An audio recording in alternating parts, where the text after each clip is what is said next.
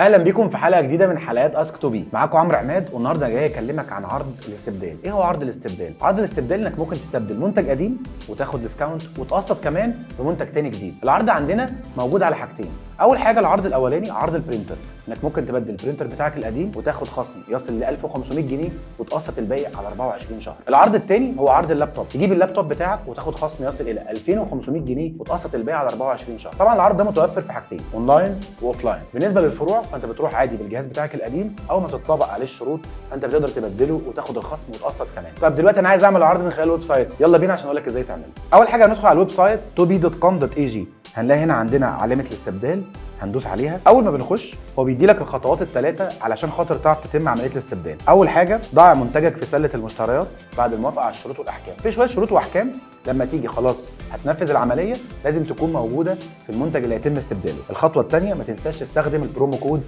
اللي هيكون هو قيمه الخصم. الخطوه الثالثه تاكد طلبك وتبدل جهازك. طيب دي المنتجات المختاره اللي هيتم من خلالها الاستبدال. عندك مثلا هنا لينوفو ايديا باد، الجهاز ده عليه كود TN 2500 جنيه. في مثلا جنبه الابسون البرينتر عليها TN 1000 جنيه. بختار المنتج اللي انا عايزه. خلاص بعد ما اخترت المنتج ما انساش احفظ الكود TN 2500 جنيه. تمام، بيتم الاستبدال. اول حاجه اقول له استبدل الان.